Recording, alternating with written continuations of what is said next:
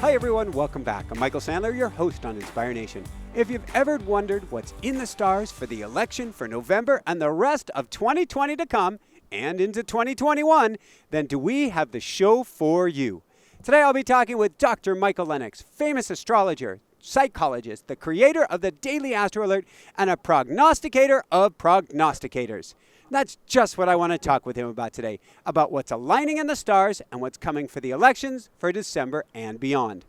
So welcome back to the show, Michael. Are you ready to shine? I am ready to shine, Michael, always. Woohoo! So before we dive right into things, I think I've asked this question before, but it certainly goes worth repeating. Are we doomed, Michael? I don't believe that we're doomed. I really don't, for a number of reasons. One is I don't believe in a reset event. Not I don't believe in it, because anything is possible. And certainly in this world, we've discovered that. Certainly in 2020. Remember in 2019, we were doing our forecast for 2020. And I was like, yeah, change and transformation like we've never seen before. And you were like, well, what do you mean, Michael? And I was like we've never seen before. That's going to be my new bumper sticker, like we've never seen before, because truly anything can happen. But, I'm an astrologer, so I watch this sort of Newtonian clock that the moving planets represents. There's a kind of constancy to it. It doesn't accelerate into an explosion because it reflects time slowly marching on. If the planets could escalate into an explosion by virtue of their cyclical movement, I would say so. I'd be like, yes, there's the explosion. They bump into each other, but they never do. They just hold this tension that's infinite. So in that regard, what I believe we have in store for us is an infinitely increasing amount of tension and craziness that never quite explodes.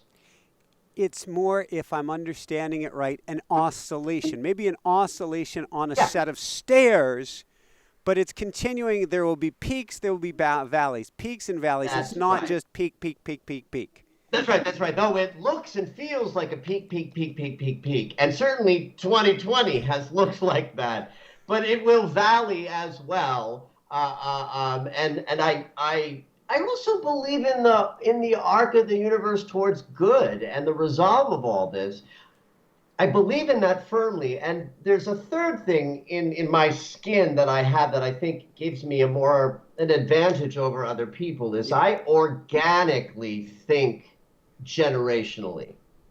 Even when I was a little boy, I thought about time in terms of large sweeps and swaths of time into the future. So that when I sit in my world and I look at everything falling apart and going crazy, and I believe in peace for humanity, I know I'm not going to see peace for humanity in my lifetime. So I don't work towards, ushering that in with any expectation that I'm going to see those results. I really believe in doing the work that we do for generations that follow. Thank you. And there's an expression that I like to use. You said falling apart. I believe we're falling together. At least over a larger period of time. The old is crumbling. It had to. It wasn't sustainable. I'm out on an RV tour. We're working with our business. Every single day I ask, is this a sustainable business? Is this a sustainable lifestyle? And this world was not sustainable. That is correct. And the United States of America is absolutely facing, I think, the possibility of its demise over the next generation or two or three if we don't get our together. But that to me is not a reset event. That's a change and transformation that we are in the middle of. The United States of America must reinvent itself or we won't make it. And we're in the process of that forced sort of reckoning of looking at life on life's terms, the United States on its own terms, seeing things more clearly than we've ever seen them before. As we watch things tumble and structures fall that we never thought could break down, I do believe that even with all of this breakdown that we are, as you say, falling together, creating a breakthrough as we move through this breakdown. I've got goosebumps because that's the class we've been teaching right now, is from breakdown to breakthrough. Oh, okay. I love that. We being in Vegas, it's interesting because most of the service industry is closed here. But now if you ask people, are they panicking, at least people who are kind of running the show, they're not panicking. What they're saying is we have to find a new way. And I believe that's what we each get to ask ourselves. First it was the year of looking under the carpet. I can't remember the word that we used, re-something, to look under the carpet at all of our wounds. Then it became the year of reinvention. And I believe now it's actually the rest of 2020, and correct me if I'm wrong, feels like follow the energy, see where it's pulling, see where it's guiding us as you begin to reinvent yourself. I love that. I think that what you're talking about is the creative spark of our humanity that exists at the very center of all of us.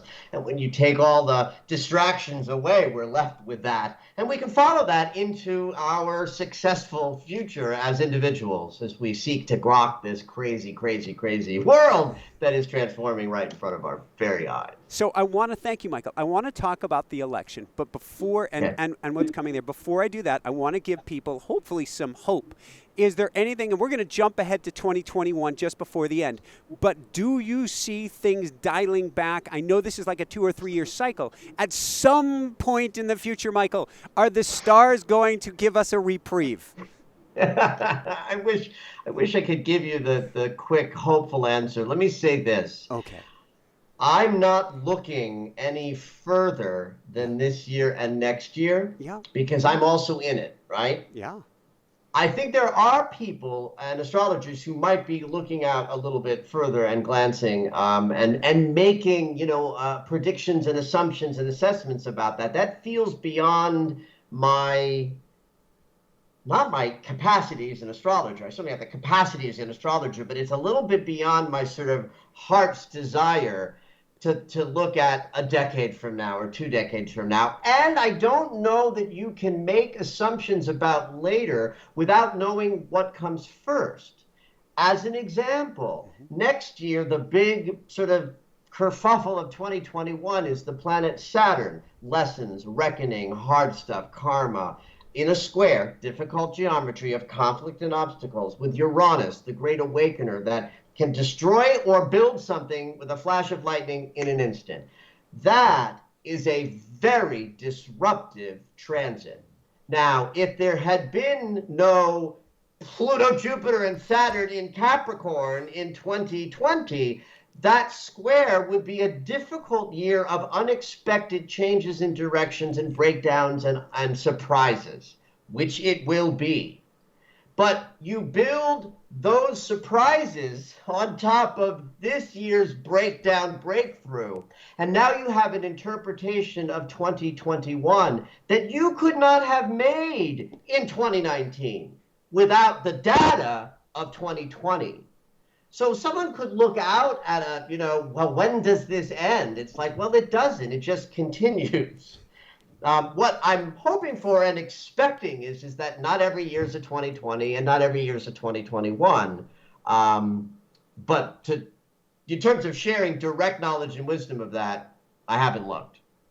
Thank you. No, that does help a bunch because everything is fluid. Everything is changing. And so it's what are we going to couple that state to? What state is the state to be coupled to? So before we get there, because people are going to ask, well, what date do I have to hide in 2021? Tell me about, we're recording this just before November 3rd. I know this is still going to be important after that date. So this is not just about the election, but we've got a Mercury in retrograde. We've got a humongous lunar cycle. What in the world is going on for election day? And don't you find it interesting, that date in particular? How so? That date in particular. You seem like you've got some canary in your mouth about that. I find it interesting. So when I think of Mercury in retrograde, I think of don't make any big decisions. I see you mean specifically because Mercury goes direct on November. Yes. Got it. I wasn't sure making the astrological connection. Yeah. When I saw that, it was like, that's crazy. And so That's what I'm saying. when I first interpreted that, when I looked at that, it's like, well, the day that Mercury turns around at the beginning, at the end of his retrograde movement, those are the cranky days.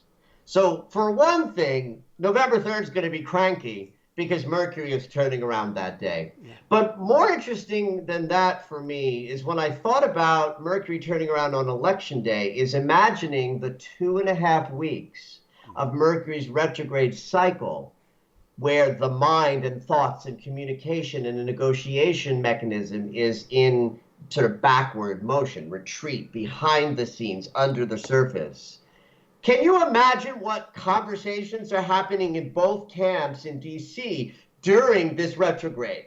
One side is planning what they'll do to sort of make it, make the election go the way they want. Mm-hmm. And the other side is planning what they will do in response to that should things not go their way on November 3rd. So what's really interesting to me is that the 2.5 weeks before November 3rd has this behind the scenes hidden communication that we will all get to see on November 4th, 5th, 6th, and 7th and beyond, when we have to, as a country and as a political system, respond to what takes place on November 3rd, because I don't think anybody in America doesn't at least expect some sort of challenging week or two after November 3rd, and certainly the astrology does not disappoint. Usually, to me, as a layperson, after Mercury goes direct, it can be a little bit of a calmer, saner time period. So what you're saying is never going to happen is common and sane. First of all, we are in, I always have to dial back when I'm about to say something really hyperbolic because I'm just so subject to hyperbole. I don't want to be the boy who cried wolf, which I grew up with. I grew up with that tale. But you cried wolf in December. We both cried wolf in December. Something like REM's "It's the End of the World as We Know It." And but here came 2020.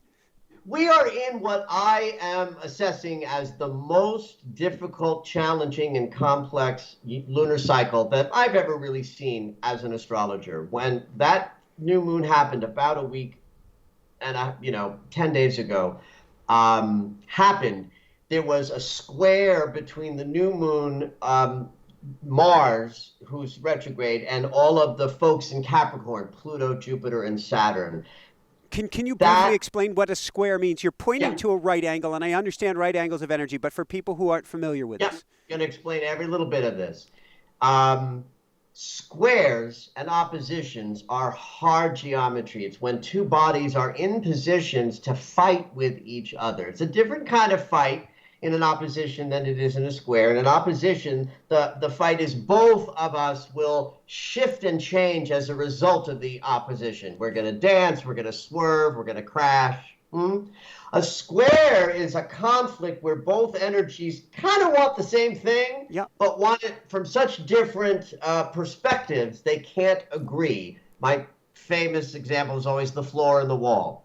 The floor says lie down, the wall says stand up, they yell at each other forever, and thank God, because if one of them capitulated, the room would fall apart.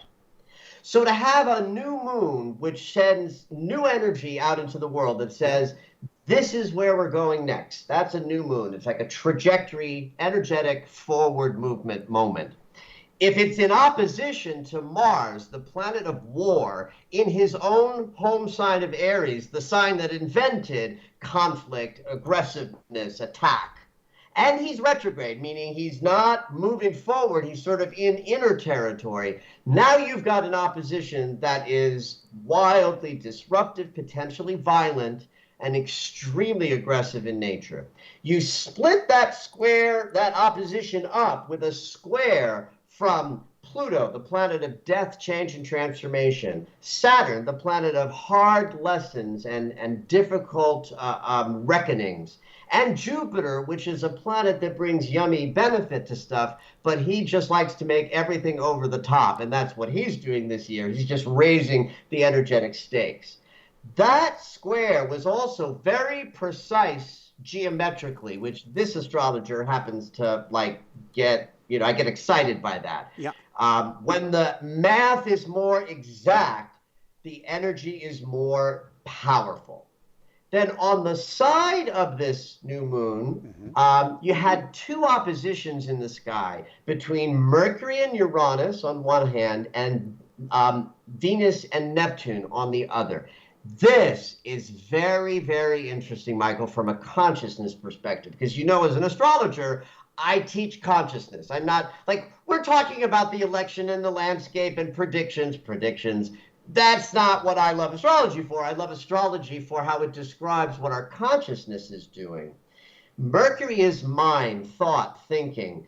Uranus is divine mind, higher thought, inspired thinking. And in an opposition, it's like trying to get my personal thinking somehow in alignment with like archetypal thinking or God's thought, but it's in an opposition, so they're fighting with each other. Over with Venus and Neptune, it's love in the heart, Yeah. that's Venus, and Neptune is the love of the divine, the love of God. These two oppositions in the middle of this humongous new moon energy that we're still in that lunar cycle, goes well into November, set us up to be in great conflict with anger and reactivity, Mars, change, transformation, and reckoning, those planets in Capricorn, and a baffling challenge of, am I thinking in my personal mind or my higher mind? Am I feeling my feelings personally, where I can get into attack and objection if I don't agree with you? Or Neptune's divine love, where love is all there is and we love everybody?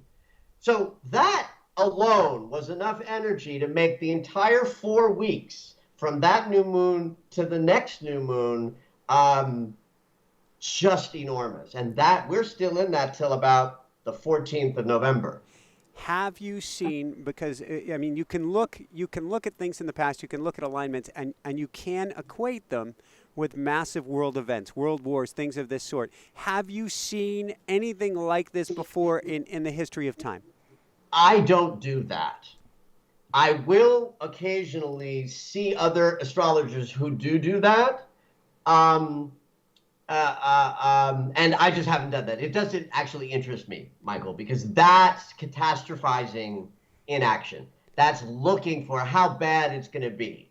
Now, I will look loosely at things like Pluto and Saturn coming together this year, which is really the big news of 2020, is that planet of change and transformation meeting up with the planet of reckoning and hard lessons. And I will loosely look at when they came together last in Capricorn, which was 500 years ago. And in that time frame, two things grabbed my attention. The Catholic Church received its first separation with Martin Luther. And that was an enormous change on the planet in terms of the spiritual guidance system of what became and has become Western culture, hit a rift and a separation. It's also around the time when white Europeans started to move around the planet, killing off all of the indigenous peoples everywhere. And that's an interesting reckoning, considering where we are in the United States right now, a country that was founded on some lofty principle that all men are created equal, while having destroyed all the First Nations inhabitants of this land in order to come here and establish the United States of America and build a country on the backs of human beings in bondage, all the while loftily saying we are creating, a world of equality. And I think that's an interesting recognition of a shifted change on the planet that we have seen about 500 years ago, that we're seeing at the same level of disruption and change in the course of human unfolding. Thank you. So I want to dial a double back to one key element, which is this confusion at this time period. In essence, is this head or is this heart? But it's also not just is this head, is this heart? Is this my head? Is this my heart? Whose energy is this? How do we? I'm barefoot on cement at the moment, but I'm trying to stay grounded. Right. How Right. do we sort out during this time period what's our stuff? Well, I mean, I think that's such an individual, like, consideration. I think it's interesting to be having you ask me that question after you sort of took your life, wrapped it up somehow, got yourself a Winnebago. That actually looks a lot more than just like that. Looks like a nice one. Thank you. And, so what does that tell us? That tells us that it's a moment to allow for everything you thought to be solid to be changeable. And that's certainly what we talked about in late 2019. And then when we got together during the year in the panic moment of, oh my God, you were right. It really is changing, is to allow. It's just a matter of gripping and grabbing onto the old structures will only yield a misery because everything is changing. And so you simply, to the best of your ability, have to surrender. We call that in my field, radical acceptance. We practice radical acceptance that everything you thought that couldn't change is changing. And if we do it radically and we do it through the principle of acceptance, then I think that we can reinvent more powerfully. I remember back in the recession of 2007 and 8, which is, by the way, when Pluto moved into Capricorn and started destroying all of those structures that led us to where we are today. I remember dealing with clients who, didn't want to let go of their second house. These are multi-million-dollar human beings with two homes. It's like, kids, that era is ending. The radical acceptance of all of the structures is what will get you through. But resisting change is a recipe for misery. I love that you call it radical acceptance, and yes, resisting change. That is pain is required, suffering optional. That's what we're talking about. So the expressions that I use right now is one, I am open. I am open. I am open. How we found ourselves in the Vegas desert in an RV, I couldn't even tell you right now. And I'm just saying I am open wherever the winds carry me. Not like I'm lost, far from it, but wherever the winds carry me, I am going to just be open to it. And I also realize that this time period to me is what I call a cosmic setup. Everything is aligning for our highest good. Everything that seems on the surface to be screwed up, messed up, the fact that, I can't help. We have a rooster in our RV. No matter how many times I try, I trip over his water. I can't, and if I don't spill his water, he's going to trip over his water. And there's a reason for it. It's guiding us. I want to invent or come up with manifest eyes on my toes, but there's a reason for every single thing. It's a setup for our best behalf. There's a way to live in a world where we are in it and not of it, where we can look out at the shifts and the changes and not be moved by them. I'm fortunate and I'm already predisposed to see the world that way. It's what led me to become a spiritual teacher, is this way that I inhabit, being in my body but not quite grabbed by the stuff that happens outside of me. But that's a practice that you can cultivate with prayer and meditation. You can cultivate a practice of, though the outside world is moving and changing and inspiring fear, I know that I am well cared for by my relationship to self, my environment, and my version of God or higher power. That's the reckoning, is that out there is not your source, but in here all is well. All is well, even if it looks like you don't know where your next meal is coming from. Thank you. Because the next meal will come. And that's the thing, is it's hard to recognize. But everybody listening to this, every single person, no matter you're 20, you're 80, you're 90, you're 100, you're 10, whatever, you have 100% success rate of survival up till this moment. So odds are looking really good. You could do that very consideration with regard to who is president of the United States. And you can look back and what you can see, what's available to be seen is, it don't matter who is president.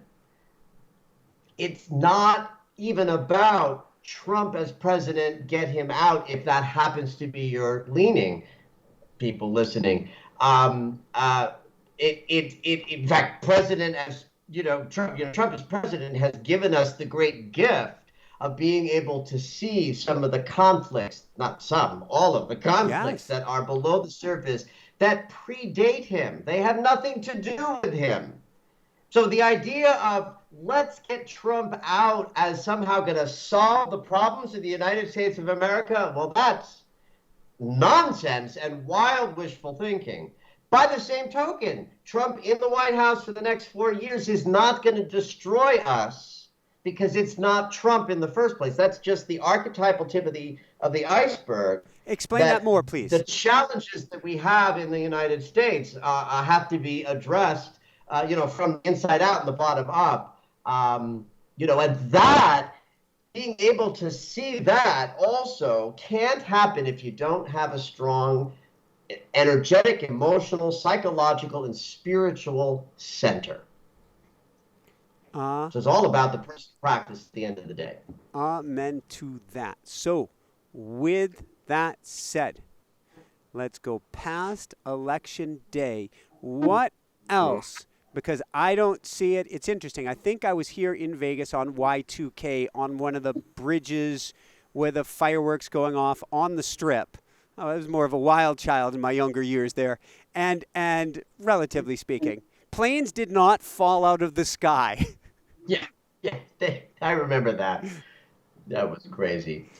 I think what's interesting to me about election day and the weeks that follow astrologically is that I think that there's a fairly strong expectation that whatever results occur on November 3rd are going to be questioned and are going to be fodder for a couple of weeks, maybe even more, of conflict and challenge. And the astrology makes for mid-November and December to be very challenging energetically for us all, and especially and particularly for Donald Trump and Trump's chart. In fact, Trump is born under the influence of an eclipse. And we've got eclipses coming up in December and January. In fact, one of them opposes his sun. It's very powerful on Donald Trump's chart. So what that tells me as an astrologer is that the idea that we're seeing in the media that, whatever happens on the actual day of election day, that the weeks that follow are going to be dicey and interesting, especially for Trump personally, the astrology says yes to that. What I don't think it can say is, what the outcome is or who wins. Like, I think there are astrologers out there saying Trump can't lose. And I know why they're saying that. I think they're misinterpreting. I don't think that Trump can lose or win by looking at his astrology. Trump's dharma is changed by this election. Trump's visibility is outrageous by this election. Trump's sudden sort of explosion energetically is happening in November and December. But that doesn't say whether he wins the election or loses the election. The fact that the big astrological energy that started in January with Pluto and Saturn and Jupiter coming together hits again on November 12th, and that's a full 9 days after the election. That tells me as an astrologer, post-election is going to be a shit show. With that said, one thing that you just said is looking at Trump's chart. Trump's chart, that there is an explosion in November and December. What does that mean from an astrological point of view? Okay. One thing that Trump is in what's called a nodal reset. The nodes of the moon, which represent a person's personal dharma, why they came, came into an alignment right about now. Okay. So he is in a very significant moment in his own life arc where the last 19 years of his life can be considered one cycle and the next 19 years beginning, like the next 19-year cycle of his life purpose literally changes paths and tracks this fall. That's interesting. Pluto, the planet of change and transformation, is hitting his sun in his north node of Dharma in the angle called the Great Eliminator, which means he is in fact leaving some form of self-expression behind in a very big way and moving into something new. This started up in January and hits again in November. That's interesting because in January he was being impeached, and in November he's in an election. I have seen Trump supporting astrologers look at that and say, oh, he's going to win. Why? Because he got through the impeachment successfully. Like they will look at that moment and say, woohoo, the impeachment was a farce. And so the election is going to be his because they're making a connection between those two. I look at that and think, impeachment and election. I'm wondering if it's not going to be the other way. One of us will be right. But I don't think because of astrology, I believe in that other person's interpretation, although I don't think it holds as much water astrologically because the nature of that angle is an elimination of an old path and into something new and not a continuation. So I think it's less likely that it rises him up into some new territory as much as it might be an abandonment of where he's been. The planet Uranus, which is the anything can happen wild card energy, is on Donald Trump's midheaven, which is his public persona, his work and career consciousness. And Michael, it's exact on November 3rd. It's exact on November. That's crazy to me as an astrologer. Like that's an astrologer's wet dream. Like that's like, woo! Now, I can see someone looking at that chart who has a bias about wanting Trump to win and saying, oh my God, he's going to win because the Great Awakener is going to wake the whole world up to, his magnificence on election day. And I can see someone who's an anti-Trumper saying he's going to, in a one fell swoop with a flash of lightning, he's going to be destroyed. And I don't think either of those things are going to happen. What's going to happen is what is happening. His public life is the source of great, unexpected, wild card, surprising energies. Anything can happen and probably will. And the free will of human beings who vote during these weeks are going to determine what that Uranus conjunction generates for him, not Uranus. The one thing, the word that I'm going to pick up on of all of this is eliminator, because it seems certain that the old, what's left of some edifices and artifices of the old, will be gone after Election Day because of his amplification. This great eliminator is... Yeah, but Michael, you just have to be careful of allowing your desires for him not to be president to No. I didn't say of him not being president. Whether he is president or whether he isn't, systems are going to appear to be broken after Election Day. A lot, every side, every dimension, beyond size. Right. With him as the focal point. Yes. And that does not tell us in advance whether he's president on January 20th or Joe Biden is president. And truly, as a spiritual teacher, it doesn't matter who is president. And if your happiness and your serenity depends upon that, then you're got your happiness and serenity hung on something outside of you, and that is the cause of all suffering. Yes. So I know it's difficult to muster a kind of relaxed heart while watching all of this change and transformation for many, many people on the planet. But that doesn't change the spiritual laws of, if I look outside of me for my comfort, I'm not only not going to find it, but I'm going to suffer. Thank you, in a weird way of saying thanks. But take us through the rest of November and into December. Okay. So the 12th, 13th, and 14th of November are just a ginormous moment energetically.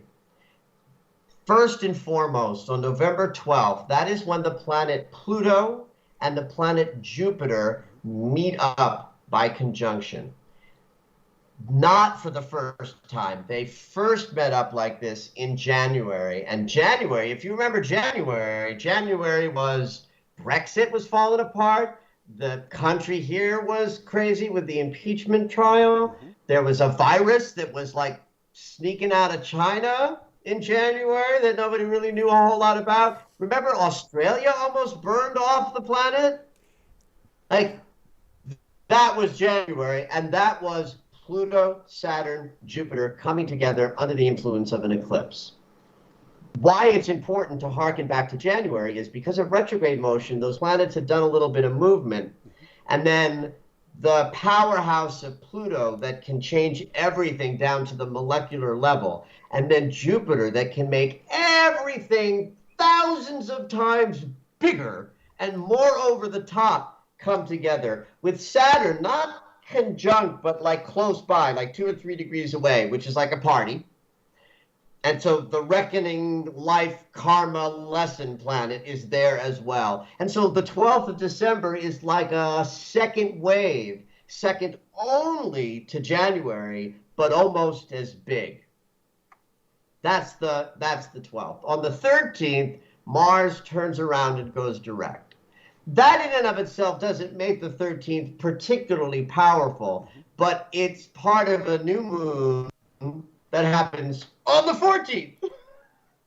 So you've got this wild, crazy shift of energy built into a new moon moment, which means ideas and intentions and energy that get planted into the middle of November have legs. They can make it happen down the line because it's a new moon. That new moon and Mars, who's turning around that day, have an interesting relationship. It's the great eliminator, that angle that you just referenced. So Mars has been backwards for the last couple of months, helping us all walk differently. You are a perfect example. Oh, yeah. This act, what you've done, is a Mars retrograde in Aries consciousness. Mars is how I walk through my life. Aries is cardinal, which means something has to start up. That's your version of it. The collective is also experiencing this. We got to walk differently. The artifact of Mars retrograde in Aries is the anger, the rage, the violence, the disruptions. So Mars turning around puts that anger, disruptive, violent energy back into like the visible ethers. And as Mars moves forward, and from this great eliminator angle created by the new moon, I think intention set in November can have some long-lasting sort of possible implications down the line. But in terms of what the rest of the lunar cycle from mid-November to mid-December, I think is going to be violent and aggressive and conflict-oriented energy accelerated because of Mars turning around. And that's the end of this crazy lunar cycle that we're in right now that started about 10 days before you and I filmed this meetup that includes Election Day within it. So again, most intense lunar cycle that I think I've ever seen as an astrologer. Then we move into December. The energy gets a little bit less intense because it's January was the biggest month. November was the second biggest month of the year, and maybe third and fourth were other months earlier. Like July was particularly big. So December is a little bit of we get a little bit of a respite because we're not being pummeled by any new major planetary transits. But then we move into one of the biggest solstice moments on December 21st, 2020. That's also intense energetically. It has some difficult conflict, big conflict energy built into it. Yeah. But it also has this very beautiful and synchronistic coming together of Pluto and not Pluto, excuse me, of Saturn and Jupiter, the two social planets at the 0 degree of Aquarius, the archetype of the age that we are in, where ostensibly we create peace for humanity, because that's what Aquarius invented. He invented the idea that there's a global community and it must care for itself. And we got about 2,000 years to get that right.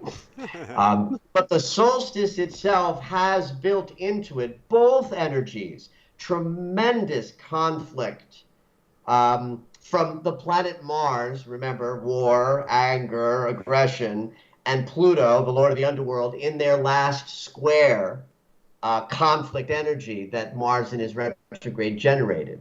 That Mars-Pluto square is why astrologically, the sort of astrological corollary to all of the protests, all of the violences that rose up.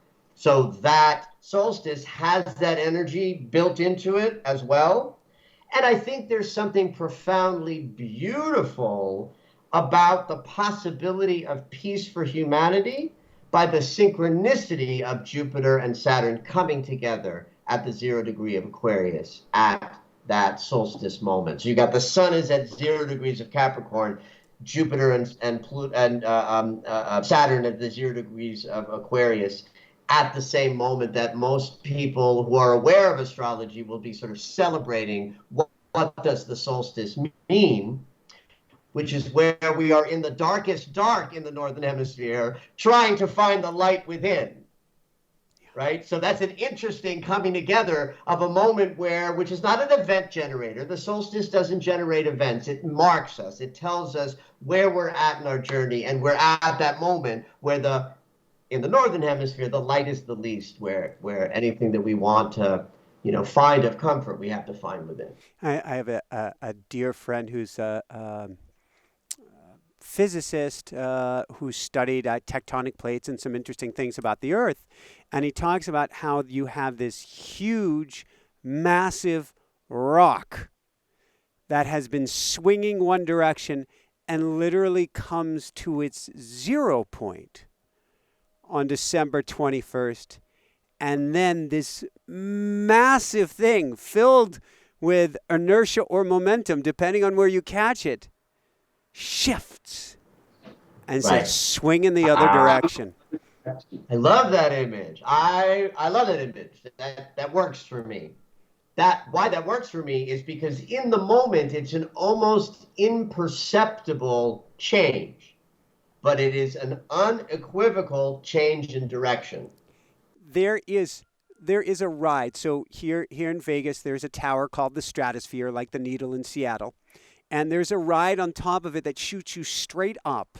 And every time I'm here, I haven't done it yet, but every time I'm here, I take this. Every time I'm real calm, cool, and collected. We'll see. I'm about 20 years more experienced a meditator since the last time I did it.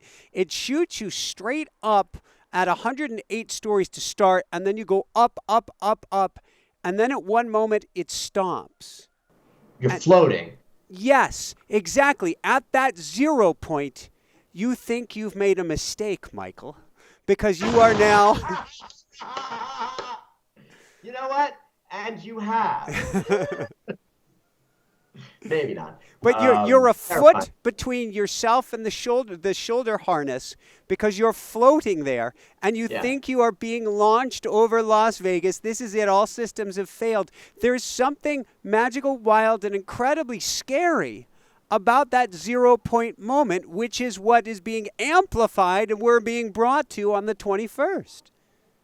Yeah, I love this analogy for this, Michael, because it is a self-generated, fearful moment based on very cogent evidence that there's something to fear, though it's still an illusion. And I don't know that I'm going to be setting intention up on the stratosphere as I do this, but it sounds to me like the new moon and December 21st are incredibly valuable times to draw inward and say, where do I want to go from here? What do I want my life, not to mention the earth, to look like? Yeah. I think a lot of people will be attracted to honoring the solstice in a big way because of this astrological event. I'm not sure that I would agree with what a lot of people are saying about it. I think there's a lot of woo-woo stuff being injected into it. Yeah. You know, like it's like the second coming, and things are going to levitate, and spaceships are going to arrive. Maybe not, but it's a marvelous synchronicity that the planet that it creates our social experience from the structures we build, Saturn, and the planet that creates our social experience in terms of the joy and the delights that are part of living, Jupiter, are concerned, are in alignment with the very beginning of the archetype of Aquarius, which is the age that we have entered, where we do create peace for humanity, one world that cares for itself. And again, I have to say, every time I say this, is we got 2,000 years to get this right. And the reason why I say that little silly little joke line is because I want people to dial back from needing to see the peace that they are working for within their lifetime, so that we keep doing the work, even though it sometimes looks like a Sisyphusian act. I think it's monarch. Well, I know it's monarch butterflies. I don't know their whole lifespan, but from what I understand, the migration that's almost circumnavigating the Earth is a multi-generational event. Yes. Yes. Not everybody starts. No one who finishes it started it. Bingo. And if we can You're just killing it with the analogies, Michael Sandler. Thank you, Michael. If we realize that, it doesn't mean that we can't have a joyous lifetime now, but we won't break things that don't need to be broken because we don't have what we want right away. Yeah. I think one of the challenges that so many people have around facing life on life's terms right now is their empathy. It can be painful to consider the suffering of others. And this moment in time includes an enormous amount of suffering. And certainly because of the pandemic and everything else that's coming from that, you've got people who are losing their livelihoods and really, really suffering. And that's not in my bubble, right? I live in an upper middle class bubble, right? So my world doesn't reflect that immediately. And I don't want my hopefulness or my demand that people turn within for their comfort and have a more detached view of the outside world does not mean that I don't care about people who are truly suffering. But we do not help the suffering by weeping for them. We help the suffering by making sure that we are living our most extraordinary life, so that what we're putting out into the world lifts the vibration up. And imagine if more and more and more people were doing that, there'd be less of the suffering that your empathy is crying for. A rising tide lifts all ships. It's all energy. If we bring our energy down to try to help those in need, we help no one. Yeah. So, last thing here, and then we'll wrap things up. Although I'm going to take a look and see, can you see, am I all sort of glared out at the moment? Or am I very clear? You're beautifully lit by glaring sunbeams. It's kind of cool. All right, we will leave the beautiful sunbeams then. Take me into 2021. We started this cycle talking about a big square that's going to hit us over the head. What is coming in 2021, and is there any hope for us in 2021? There's only really one major planetary, what we call triple transit, something that happens 3 times that's difficult. But there are definitively some changes to the collective that happened this year. I don't want to get too into the astrology of this, but the nodes of them, because I just don't want it to be confusing to people who aren't astrologers. The nodes of the moon are energy vectors that shoot off the orbit of the Earth and the moon. That when the sun is in line with these nodes, these angles of energy, we have eclipses. In a natal chart, it represents your dharma and destiny. So you can think of the north node of the moon up there as like the dharma and destiny of the collective. And one of the things that made 2020 so disruptive and changeable to everybody on the planet was the nodes of the moon were being hit by all of the outer planets at different times during the year, which, as I wrote and talked about all year, is like the collective is changing again. The collective is changing again. And there are two hits to the collective next year. One is Pluto in an agitated angle, a sesqui square, which means that change is continuing, because that's what Pluto brings. And the 135-degree angle is the angle of like frustration and difficulty. That's like an itch. That's actually good news and bad news. The bad news is that the collective is changing. Pluto is driving it, which means change at a very deep level, and difficult feelings about that and sensations around change. But a sesqui square 135-degree angle is not an angle that can make something happen. It just means that the collective is changing and it's wildly uncomfortable. Neptune is going to square the nodes of the moon. And Neptune, while it's our spiritual planet, the big artifact of Neptune is fog, cloudiness, blindly flying through, can't see. So that's interesting to me, that one of the collective energies that moves us into new territory next year, it comes along with blinders, right? So as an astrologer, I have to say we're not going to quite know where we're going next year, and it's going to feel really uncomfortable from that itch. There's a beautiful healing available. Mm-hmm. Saturn, the teacher, and Chiron, the wounded healer, mm-hmm. are in a sextile, 60-degree productive relationship. This will only impact people who pick healing energy up. When I say healing energy, I don't just mean woo-woo receiving love and light. Healing energy like going to therapy, like journaling and dream work, like, working stuff out in your intimacy experiences to fix and, shift out of trauma into more, beautiful relatings. But the planet, too, has this healing energy sprinkled throughout the year. What's difficult about next year is the square between Saturn and Uranus. That's a very disruptive energy from the planet that gives us hard lessons, Saturn, in conflict with the planet that brings the unexpected events, the wild card, the anything can happen and probably will. Talk about, I can't tell you what's going to happen. Last year, it was because like we've never seen before. Mm-hmm. Well, now we've seen it all. So we know that the things that can break down and shift and change are legion, enormous, right? There's so many things that can go wrong with Saturn and Uranus in a square. I think part of the challenge too is that Uranus is like lightning.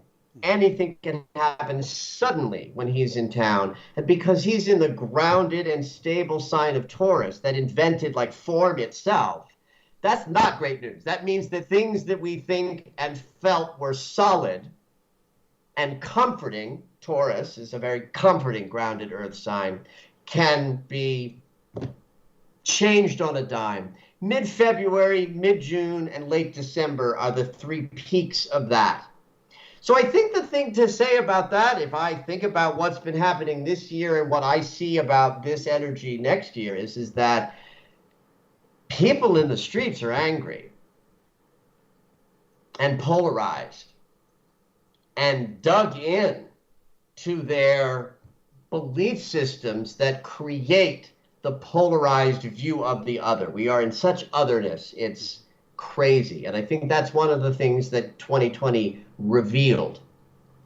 And my sad thing to say about Saturn squaring Uranus is I don't think we've seen quite how bad it can get out there in the streets where people people, fearful consciousness and maybe lower consciousness, are responding to the change in the world by a willingness to get violent out and about in the world with other human beings. And we're already seeing that happen. And I think Uranus and Saturn in a square is all about that. So once again, it does come back to, who are you being in your four walls? What are you focusing on? Are you grabbing that healing that's available from Saturn and Chiron, or are you going to get dragged out on the, you know, the experience of Saturn and Uranus? I think that if we were moving through a year where it was just the Saturn-Uranus square in a vacuum, it would be an interesting year of unstable shifts and changes that were unexpected. But once you put it on top of what we're coming out of, I think that square has the capacity to bring some conflicts like we've never seen before, accelerating up. Wow. Wow. Yeah. It's all for our highest good, but can I take a ticket for 2022 and we just skip on by? Listen, you know, you as I do as well, part of how we teach is by model, by example, right? And so what you're doing by being willing to allow the structures of your life to be eradicated and changed without feeling like what comes next is terrifying, it's unknown. You're at the center of what you're going to create next, and you know that and you trust that. Yes. I am at the center of what I experience, and I know and trust that, and hopefully through my teaching, model every day on a regular basis what it looks like to be in the world, to see what's going on, but to come back to my practice so that I know that I'm good and I will do my best to serve others in the way that I do, so that I can be part of that rising tide, that wave that rises all ships, that at least my ship has a lighthouse attached to it. Woohoo! Couldn't agree more. All right, two last things. First off, where can people go to find out more, Michael, and to find your daily astro alert? Sure. MichaelLennox.com is my website. Mm-hmm. The daily astro alert that you speak of is a daily astrological guidance. It's actually a subscription. You got to pay for it. But you can also, if you don't feel like paying $10 a month for daily stuff, I write very detailed full moon, new moon, and monthly reports. And if you just go to michaellennox.com and get on my mailing list, get goodness from me, and you can investigate the daily astro alerts there. I also put out daily videos under the hashtag Red Robe Astrology on Instagram and Facebook. So you can find me on those platforms to get little daily sort of noshes about what the day's energy is going to be. Fantastic. So I want to leave this on a positive note, because I truly believe, and I believe you do, this is all for our highest good. I call this a cosmic setup. And while I say it'd be nice to skip to 2022, I can say, isn't this interesting? And let's just enjoy, rather than be attached, let's enjoy the ride. A roller coaster has some peak moments on it. Let's just observe and enjoy as best we can, rather than freaking out and holding on for dear life. So, I'm with you. Positive last words to leave us with. Oh, we got this. We got this. We've been doing this for thousands of years. We got this. This may not be positive, but I'll say this. Every generation since the beginning of the Industrial Revolution felt like the world was going to end because we were moving too fast. So that's just a fearful installation of an idea that says, oh my God, change is happening so fast. This can't be good. We're going to kill ourselves. I think we got this. Woohoo! What else can I say? So for everyone out there, this is Michael Sandler and Dr. Michael Lennox. Michael Lennox! Saying... I didn't know, was that the cue? That was your cue, Michael. All right, I blew it. This is Michael Sandler and... Michael Lennox! Saying be well, have fun, get the Daily Astro Alert, and dive into your own astrology today and shine bright. Woohoo! Thank you so much for watching. I hope you enjoyed this latest interview as much as I did. For more on how you can up-level your life, click on the links below for our mini masterclasses, for our boot camps, and for a very limited availability one-on-one coaching with me. Be sure to give this a huge thumbs up if you like this, leave your comments below, and you can check out more amazing videos here and here. Love you guys so much. Shine bright. Woohoo!